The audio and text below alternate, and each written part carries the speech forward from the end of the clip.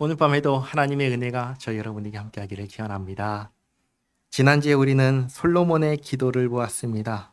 14일 동안 성전 봉헌식을 하고 또 초막절 절기를 이제 같이 지켰습니다. 다 지키는데 이제 14일이 걸렸죠. 이스라엘 백성들은 기뻐하고 즐거워하면서 다 집으로 돌아갔습니다. 그리고 오늘 말씀입니다. 1절 말씀 다시 보시면 솔로몬이 여호와의 성전과 왕궁 건축하기를 마치며 자기가 이루기를 원하던 모든 것을 마친 때 여호와께서 전에 기브온에서 나타나심 같이 다시 솔로몬에게 나타나셨다고 합니다. 열왕기상 3장을 보시면 솔로몬이 기브온에서 1천 번제를 드렸던 장면이 나오는데 그날 밤에 꿈에 솔로몬에게 하나님께서 나타나셨습니다. 그때처럼 오늘도 나타나신 겁니다. 3절에 여호와께서 그에게 이르시되 내 기도와 내가 내 앞에서 간구한 바를 내가 들었은즉. 지난주에 보았던 솔로몬의 기도를 하나님께서 다 들으셨습니다. 나는 내가 건축한 이 성전을 거룩하게 구별하여 내 이름을 영원히 그곳에 두며 내 눈길과 내 마음이 항상 거기에 있으리니. 이 솔로몬이 하나님께 구했던 내용입니다. 성전에 이름을 두시고 항상 보시고 그리고 이곳을 향하여 비는 기도를 들어주시기를 간구했습니다. 그리고 그것과 더불어 아버지 다윗에게 하신 말씀을 확실하게 해주시기를 간구했습니다. 하나님께서 이 간구를 다 들어주겠다고 하시는 겁니다. 그런데 단 조건이 있습니다. 이게 뭐냐? 4절에 내가 만일 내 아버지 다윗이 행함같이 마음을 온전히 하고 바르게 하여 내 앞에서 행하며 내가 내게 명령한 대로 온갖 일에 순종하여 내 법도와 율례를 지키면 내가 내 아버지 다윗에게 말하기를 이스라엘의 왕위에 오를 사람이 내게서 끊어지지 아니하리라 한 대로 내 이스라엘의 왕위를 영원히 견고하게 하려니와. 어떻게 하면 하나님께서 다윗에게 하신 말씀을 확실하게 해주겠다고 하십니까? 다윗처럼 하면입니다. 다윗처럼 마음을 온전히 하고 바르게 하여 하나님 앞에서 행하면, 하나님의 명령에 순종하여 하나님의 법도와 율례를 지키면입니다. 지난주에도 이 말씀을 드렸습니다. 우리가 구원은 무엇으로 받는다고 하지요? 그것은 믿음으로 받는다. 복은요, 선행으로 받는다고 했습니다. 하나님께서 믿는 자에게 상 준다고 하지 않으셨습니다. 선을 행한 자에게 상을 주신다고 하셨습니다. 요한계시록 22장 12절 말씀 같이 한번 읽어보겠습니다. 보라, 내가 속히 오리니 내가 줄 상이 내게 있어 각 사람에게 그가 행한 대로 갚아 주리라. 아멘. 특별히 구약시대 이스라엘은 하나님과 맺은 언약이 실시간으로 적용되던 나라였습니다. 그때에는 하나님 말씀에 순종하면 그때그때 복을 받았고, 그러나 그 말씀 순종하지 않고 불순종하면 그때그때 저주를 받았습니다. 그렇기에 이렇게 말씀하신 겁니다. 그런데 오늘날은 어떨까요? 오늘날은 다릅니다. 오늘날은 불순종한다고 저주받지 않습니다. 왜 그런가? 첫째로, 우리는 이스라엘인가요? 아닙니다. 우리는 대한민국 사람입니다. 우리는 이스라엘 사람 아닙니다. 둘째로, 하나님과 우리가 이런 언약을 맺었나요? 아니요. 우리가 맺은 언약 아닙니다. 이스라엘과 맺은 언약입니다. 그리고 그보다 더 중요한 셋째로, 우리가 받아야 될 모든 저주와 형벌을 누가 받으셨죠? 예수님께서 다 대신 받으셨습니다. 그래서 우리가 불순종한다고 저주받지 않습니다. 대신 참 감사하게도 오늘날 우리에게는 반대로 순종하면 무엇을 약속하시냐면 하늘의 상급을 약속하십니다. 누가복음 6장 22절과 23절 말씀인데 같이 읽겠습니다. 인자로 말미암아 사람들이 너희를 미워하며 멀리하고 욕하고 너희 이름을 악하다 하여 버릴 때에는 너희에게 복이 있도다. 그날에 기뻐하고 뛰놀라. 하늘에서 너희 상이 큼이라. 그들의 조상들이 선지자들에게 이와 같이 하였느니라. 아멘. 잘 보시기 바랍니다. 예수 믿는 사람들이 어떻게 살 때 사람들이 미워하고 멀리하고 욕하고 악하다며 버릴까요? 1번, 세상 사람들과 똑같이 살아갈 때. 1번. 2번, 세상 사람들과 다르게 살아갈 때. 정답은 뭘까요? 2번입니다. 2번이에요. 세상 사람들과 똑같이 살 때 욕하지 않습니다. 다르게 사니까 욕하는 겁니다. 그래서 우리가 주일마다 읽고 있죠. 사도 베드로가 세상 사람들이 우리를 왜 비방하고 왜 이상하다고 여긴다고 했어요? 다르니까. 베드로전서 4장 4절 말씀인데요. 같이 한번 읽겠습니다. 이러므로 너희가 그들과 함께 그런 극한 방탕에 다름질하지 아니하는 것을 그들이 이상히 여겨 비방하나. 아멘. 세상 사람들과 똑같이 살면 비방하지 않아요. 다르게 사니까 비방하는 겁니다. 믿음으로 세상 사람들과 다르게 살 때, 쉽게 말해 선을 행할 때, 누가복음 아까 읽었던 말씀에 뭐라고 하시니까? 하늘의 상이 크다고 하십니다. 구약시대와 신약시대 다릅니다. 이스라엘 백성에게 하신 약속과 우리에게 하신 약속 다릅니다. 이 점을 꼭 기억하시기 바랍니다. 구원은 어떻게 받아요? 믿음으로 받지요. 상은요? 순종으로 선을 행함으로 받습니다. 자, 다시 오늘 본문으로 돌아와서 이 시대는 어느 시대예요? 구약 시대입니다.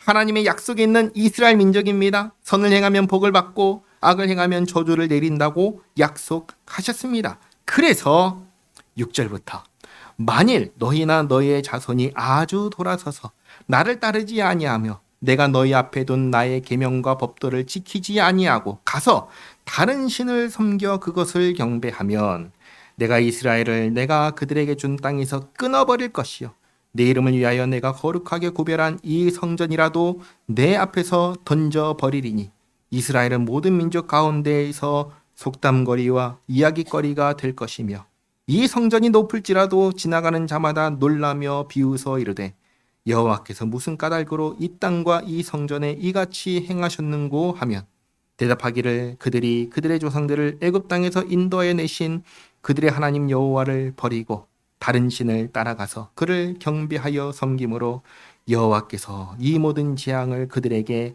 내리심이라 하리라 하셨더라. 그러니까 중요한 것은 성전이 아니라는 거예요. 중요한 것은 하나님을 버리지 않고 하나님을 섬기고 하나님 말씀에 순종하는 것입니다. 이게 없으면 성전이 아무리 아름답고 아무리 크고 아무리 위대하다 할지라도 하나님께서 어떻게 한다고 하셔요? 이 성전 버린다고 하십니다. 백성은 어떻게 한다고 하셔요? 백성은 끊어버리겠다 하셨습니다.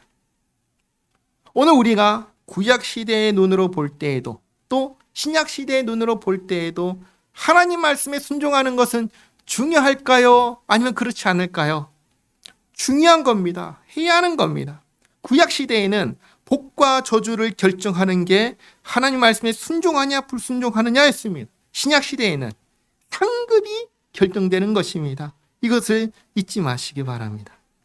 그런데 이제 사실 제가 믿음, 순종 이것을 이렇게 칼같이 나눠서 그렇지 사실은 이 두 개를 나눌 수 있나요?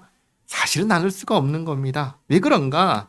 믿으면 자연스럽게 믿음에 따른 순종의 열매를 맺게 되는 게 정상입니다. 그렇죠? 순종의 열매를 맺으면 그 열매가 또 뭘로 이어져요? 상급으로 자연스럽게 이어지는 겁니다. 그러니까 원래는 믿음과 순종이 다 연결되어 있지만 그러면 한 가지 오해를 하거든요. 어떤 오해를 하냐면 그래? 그러면 순종해야지, 선을 행해야지 구원을 받는구나. 이런 식으로 또 오해를 해버리기 때문에 이걸 나눠서 말씀드린 겁니다. 구원은 어떻게 받아요? 믿음으로 받습니다. 상은요? 순종으로 받습니다. 10절 말씀입니다. 솔로몬이 두 집 곧 여호와의 성전과 왕궁을 20년 만에 건축하기를 마치고 갈릴리 땅의 성읍 20곳을 히람에게 주었으니 이는 두로 왕 히람이 솔로몬에게 그 온갖 소원대로 백향목과 잣나무와 금을 제공하였습니다. 근데 사실 이 성읍들은 히람에게 줘야 하는 것은 아니었습니다. 왜냐하면 히람이 솔로몬에게 요구한 것은 성읍이 아니라 먹을 거였기 때문입니다. 열왕기상 5장 9절 말씀 같이 한번 읽어보겠습니다. 내 종이 레바논에서 바다로 운반하겠고 내가 그것을 바다에서 뗏목으로 엮고 당신이 지정하는 곳으로 보내고 거기서 그것을 풀리니 당신은 받으시고 내 원을 이루어 나의 궁정을 위하여 음식물을 주소서 하고. 히람이 뭘 원했어요? 음식물을 원했습니다. 그렇죠? 솔로몬은 음식물을 줬나요? 안 줬나요? 줬습니다. 조금 줬나요? 많이 줬나요? 많이 줬습니다. 열왕기상 5장 11절 말씀 같이 읽겠습니다. 솔로몬이 히람에게 그의 궁정의 음식물로 밀 2만 고루와 맑은 기름 20고루를 주고 해마다 그와 같이 주었더라. 아멘. 히람이 요구했던 음식물을 솔로몬은 매년 주었습니다. 그러니까 지금 주는 이 갈릴리의 성읍들은 히람이 요구한 게 아니라 솔로몬이 호의로 준 겁니다. 자, 그런데 한번 생각해 보세요. 히람에게 성읍을 준다면 이스라엘 땅 중에서 어디에 있는 성읍을 줘야 될까요? 히람이 있는 두로에서 가까운 쪽에 있는 땅을 줘야 될까요? 아니면 먼 곳에 있는 땅을 줘야 될까요? 가까운 데 줘야죠. 당연한 거 아니겠어요? 내가 살고 있는 옆에 있는 땅을 줘야지. 저 먼 땅끝마을에 있는 땅을 주면 그 무슨 소용이겠어요? 그렇잖아요. 갈릴리가 두로에서 가까운 성읍인 겁니다. 그래서 갈릴리 성읍을 준 겁니다. 그런데 12절 다시 돌아와서 보시면 히람이 두로에서 와서 솔로몬이 자기에게 준 성읍들을 보고 눈에 들지 아니하여 이르기를 내 형제여 내게 준 이 성읍들이 이러한가 하고 이름하여 가불 땅이라 하였더니 그 이름이 오늘까지 있느니라. 이렇게 히람이 원치 않았다라고 합니다. 자, 그런데 여기 한 가지만 생각해 보시기 바랍니다. 솔로몬이 정말로 지금 얘기한 것처럼 눈에 들지 않다, 가불 땅이다 이렇게 표현한 것처럼 솔로몬이 히람에게 안 좋은 땅을 준 걸까요? 아닙니다. 히람이 거절을 했어요. 그래 돌려받았겠죠, 솔로몬이. 그 솔로몬이 이 땅이 안 좋았으면 어떻게 할까요? 방치하겠죠, 버려두겠죠. 근데 어떻게 한 줄 아세요? 역대하 8장 2절 말씀을 보시면 개발을 하고 거기에 거주하게 합니다. 역대하 8장 2절 말씀 같이 한번 읽겠습니다. 후람이 솔로몬에게 되돌려준 성읍들을 솔로몬이 건축하여 이스라엘 자손에게 거기에 거주하게 하니라. 아멘. 그러니까 솔로몬이 어떤 땅을 준 거예요? 얼마든지 개발하면 발전할 수 있는 땅을 준 겁니다. 그리고 히람이 필요 없다고 거절한 겁니다. 그러면서 14절 히람이 금 120달란트를 왕에게 보내었더라. 그러니까 정리하면 그런 거죠. 갈릴리의 성읍들은 솔로몬이 히람에게 호의로 준 건데 히람이 필요 없다고, 괜찮다고 거절하고 오히려 금 120달란트를 보내며 호의의 호의로 보답한 겁니다. 그 다음 15절입니다. 솔로몬 왕이 역군을 일으킨 까닭은 이러하니, 역군은 이제 노동 일을 하는 사람들입니다. 특별히 건축을 하는 사람들인데 이 사람들을 세운 이유는 여호와의 성전과 자기 왕궁과 밀로와 예루살렘 성과 하솔과 무깃도와 게셀을 건축하려 하였습니다. 자, 이 중에서 게셀은 애굽 왕 바로가 선물로 준 성읍입니다. 16절에 전에 애굽 왕 바로가 올라와서 게셀을 탈취하여 불사르고 그 성읍에 사는 가나안 사람을 죽이고 그 성읍을 자기 딸 솔로몬의 아내에게 예물로 주었더니, 이렇게 애굽 왕이 딸을 위해서 선물로 준 성읍이 게셀입니다. 그래서 이 게셀을 포함해서 17절 솔로몬이 게셀과 아래 벳호론을 건축하고 또 바알락과 그 땅에 들에 있는 다드몰과 자기에게 있는 모든 국고성과 병거성들과 마병의 성들을 건축하고 솔로몬이 또 예루살렘과 레바논과 그가 다스리는 온 땅에 건축하고자 하던 것을 다 건축하였는데, 이렇게 보세요. 처음 20년 동안은 성전과 왕궁을 건축했습니다. 근데 그걸로 끝난 게 아니라 그 이후로도 계속해서 이런 건물들을, 성읍들을 건축한 겁니다. 이걸 위해서 역군을 세운 겁니다. 20절에 이스라엘 자손이 아닌 아모리 사람과 헷 사람과 브리스 사람과 히위 사람과 여부스 사람 중 남아있는 모든 사람 곧 이스라엘 자손이 다 멸하지 못함으로 그 땅에 남아있는 그들의 자손들을 솔로몬이 노예로 역군을 삼아 오늘까지 이르렀을 때, 다만 이스라엘 자손은 솔로몬이 노예를 삼지 아니하였으니 그들은 군사와 그 신하와 고관과 대장이며 병거와 마병의 지휘관이 됨이었더라.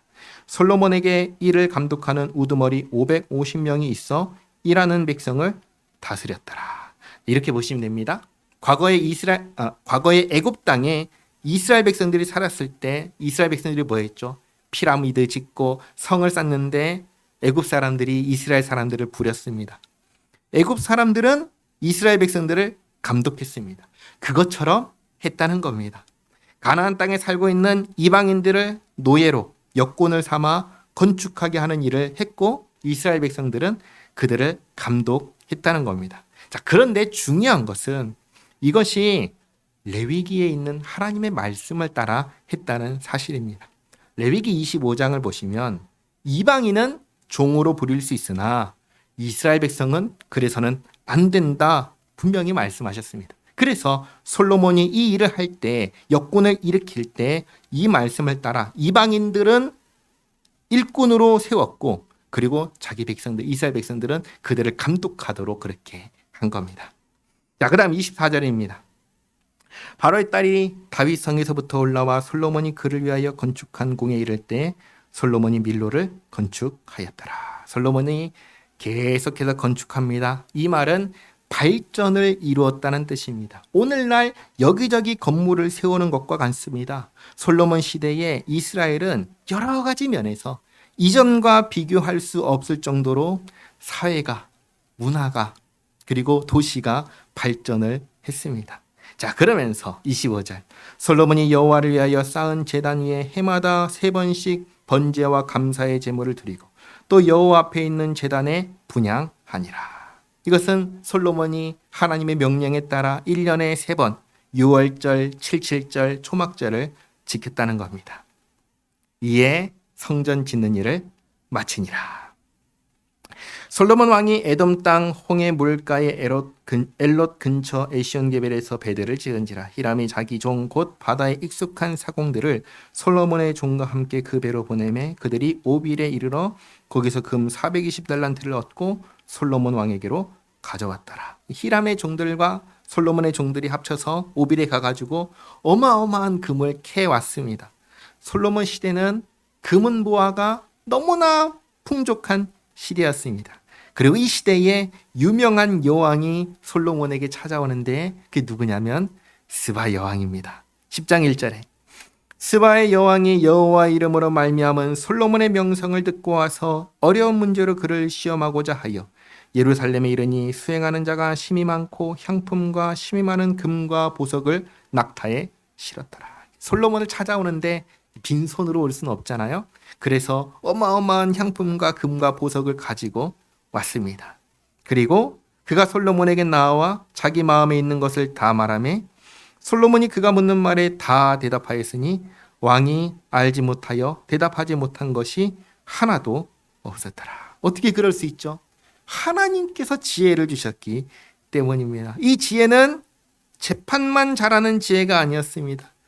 또 어떤 지혜였냐? 이 지혜에 대해서 앞에 열왕기상 4장 32절부터 33절까지 말씀 보시면 이렇게 말씀하시는데 30절부터 보시면 32절부터 보시면 그가 잠언 3,000가지를 말하였고 그의 노래는 1,005편이며 그가 또 초목에 대하여 말하되 레바논의 백향목으로부터 담에 나는 우슬초까지 하고 그가 또 짐승과 새와 기어다니는 것과 물고기에 대하여 말한지라. 그러니까 만물에 대해서 구석구석 모르는 것이 없이 다 연구하고 다 기르고 남긴 그런 지혜를 가진 사람이 솔로몬이었습니다. 그러니 대단한 학식을 갖췄죠.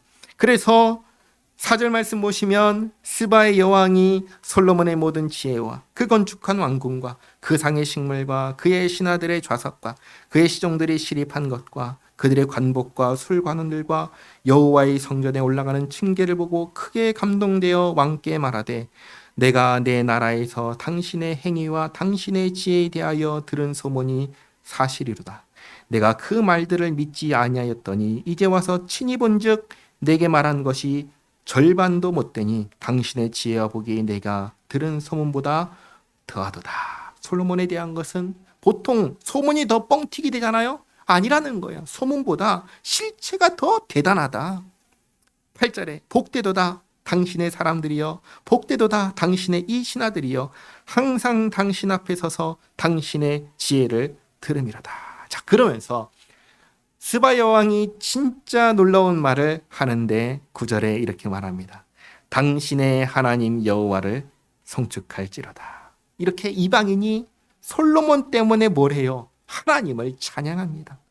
예수님께서 말씀하신 것처럼 우리의 행위가, 우리의 삶이 세상 사람들에게 하나님께 영광을 돌리게 하는 것이 된다는 걸 솔로몬을 통해서 정확하게 보여주신 겁니다. 여호와께서 당신을 기뻐하사 이스라엘 왕이 올리셨고 여호와께서 영원히 이스라엘을 사랑하심으로 당신을 세워 왕으로 삼아 정의와 공의를 행하게 하셨도다 하고, 여기 또 중요한 말씀을 합니다. 하나님께서 솔로몬을 왕으로 세워서 뭘 하게 하셨다고 하죠? 정의와 공의입니다. 앞에 보시면 사무엘 하 8장 15절을 보시면 다윗이 정말 하나님 앞에서 잘했을 때 이스라엘을 어떻게 다스렸다라고 성경이 기록하냐면 정의와 공의로 다스렸다라고 합니다. 사무엘하 8장 15절 말씀 같이 읽겠습니다. 다윗이 온 이스라엘을 다스려 다윗이 모든 백성에게 정의와 공의를 행할세. 아멘. 그리고 하나님께서 아브라함을 택하여 부르신 이유도 뭐라고 하셨냐면 정의와 공도를 행하게 하려고 택하여 부르셨다고 합니다. 창세기 18장 19절 말씀인데 같이 읽겠습니다. 내가 그로 그 자식과 건숙에게 명하여 여호와의 도를 지켜 의와 공도를 행하게 하려고 그를 택하였나니 이는 나 여호와가 아브라함에게 대하여 말한 일을 이루려 함이니라. 아멘. 여기 의와 공도가 뭐예요? 하나님의 도를 지키는 것이 의와 공도를 행하는 겁니다. 쉽게 말해 하나님 말씀에 순종하고 그 말씀대로 다스리는 것이 의와 공도를, 정의와 공의를 행하는 것입니다. 하나님께서는 이것을 위해서 아브라함을 부르셨고 다윗이 이렇게 했을 때, 솔로몬이 이렇게 했을 때 하나님께서 한량없는 복을 내려주신 겁니다. 그러니까 오늘 솔로몬이 누리는 이 모든 부귀 영화는 어떻게 주어진 거예요? 솔로몬이 지혜롭기 때문에 주어졌나요? 아니라는 거예요. 하나님 말씀에 순종했기에 누릴 수 있었던 것이다. 그것을 스바 여왕의 입을 통해서 가르쳐 주신 겁니다. 이것을 분명하게 기억해야 합니다. 자, 그 다음 10절입니다. 이에 그가 금 120달란트와 심히 많은 향품과 보석을 왕에게 드렸으니 스바 여왕이 솔로몬 왕에게 드린 것처럼 많은 향품이 다시 오지 아니하였더라. 스바 여왕보다 더 많은 예물을 가지고 온 사람이 없다는 겁니다. 그만큼 스바 여왕은 솔로몬에게 감탄했고 하나님을 찬양했고 아낌없이 예물을 바쳤습니다. 11절. 오빌에서부터 금을 실어온 히람의 배들이 오빌에서 많은 백단목과 보석을 운반하여 오매 왕이 백단목으로 여호와의 성전과 왕궁의 난간을 만들고 또 노래하는 자를 위하여 수금과 비파를 만들었으니 이 같은 백단목은 전에도 온 일이 없었고 오늘까지도 보지 못하였더라. 솔로몬 왕이 왕의 규례대로 스바의 여왕에게 물건을 준 것 외에 또 그의 소원대로 구하는 것을 줬다. 솔로몬도 받기만 한 게 아니라 베풀기도 했습니다. 스바 여왕이 솔로몬에게 무엇을 구했는지 많은 사람들이 궁금해합니다. 성경은 이 부분에 대해서는 침묵합니다. 알 수도 없고 알 필요도 없다는 겁니다. 이에 그가 그의 신하들과 함께 본국으로 돌아갔더라. 자, 이제 14절부터 29절까지는 솔로몬 시대가 얼마나 풍요로웠는지를 보여주는데 쭉 보시면 이제 22절도 보시면요. 왕이 바다에 다시스 배들을 두어 히람의 배와 함께 있게 하고 그 다시스 배로 3년에 한 번씩 금과 은과 상아와 원숭이와 공작을 실어왔음이더라. 이렇게 하면서 여기까지 쭉 보시면 다 어떻게 얻었고 무엇이 생겼고 그걸로 뭘 했고 이거 쭉 얘기하는데 한마디로 이런 겁니다. 이스라엘 땅 안에 조금이라도 귀한 것이 있으면 그걸 뭘로 만들었냐? 다 금으로 만들었다고 말합니다. 은으로 만들 필요가 없을 정도로 금이 그 당시에 흔했다. 그 얘기를 지금 하는 겁니다. 23절부터 27절까지 말씀도 똑같은데요. 은도 흔했고 그 귀한 백향목도 이 시대에 흔했다. 그 얘기를 합니다. 그러니까 사실은 금도 은도 백향목도 너무 많으니까 사실 솔로몬 시대에 귀하다고 할 만한 것이 있을까요? 없을까요? 없는 겁니다. 모든 것이 너무나 많고 모든 것이 다 있어서 엄청나게 풍요로운 시대가 바로 솔로몬 시대였습니다. 28절 솔로몬의 말들은 애굽에서 들여왔으니 왕의 상인들이 값주고 산 것이며 애굽에서 들여온 병거는 한 대은 600세겔이요 말은 한 필에 150세겔이라 이와 같이 햇사람이 모든 왕과 아람 왕들에게 그것들을 되팔기도 하였더라. 아멘. 자, 오늘 우리는 솔로몬 시대가 얼마나 풍요로웠는지를 보았습니다. 자, 그런데 잊지 말아야 할 것이 있습니다. 이 풍요로움이 어디에서 비롯된 것입니까? 다윗처럼 하나님을 섬긴 데에서 비롯된 겁니다. 다르게 말하면 솔로몬이 정치를 잘하고 전쟁을 잘하고 그래서가 아니라는 겁니다. 이 풍요는 철저하게 하나님께서 주신 겁니다. 신명기에서 약속하신 대로 순종하는 자에게, 순종하는 자기 백성에게 베푸신 은혜의 선물들입니다. 그러니 이 역사를 보여주는 것은 그래서 어떻게 하라는 겁니까? 하나님께 순종하라는 겁니다. 그게 복 받는 길이고 그것만큼 복된 인생이 없다는 것입니다. 이것을 꼭 기억하시기 바랍니다. 우리가 정말로 복 받기를 원하고 우리 자손이 복 받기를 원한다면 해야 할 것은 분명합니다. 그게 뭔가요? 정말 하나님을 잘 섬기고 하나님 말씀에 순종하는 것입니다. 기도하겠습니다. 하나님 아버지 감사합니다. 오늘 솔로몬이 다스리던 시대가 얼마나 풍요로운 시대였는지를 보았습니다. 이것이 솔로몬의 지혜로 이루어진 것이 아니라 하나님께서 약속하신 복입니다. 저희가 하나님께서 솔로몬에게 하신 말씀을 잊지 않게 하옵소서. 주님 말씀에 순종할 때 복이 있고 불순종할 때 저주가 있다 하셨습니다. 물론 이것은 구약 시대의 언약 백성인 이스라엘에게만 해당되는 말씀이지만 그렇다고 불순종해도 괜찮다는 것이 아님을 잊지 않게 하옵소서. 주님 약속하신 상급은 주님 말씀에 순종할 때 주어지는 것임을 기억하며 예수님 안에서 구원하신 은혜에 감사하여 순종으로 화답하게 하시고 또 순종할 때 주시는 상급을 기대하게 하옵소서. 저희가 오늘을 믿음으로 선을 행하며 특별히 주께서 원하시는 정의와 공도를 행하며 살아가는 저희 모두가 되게 하옵소서. 예수님의 이름으로 기도하옵나이다. 아멘.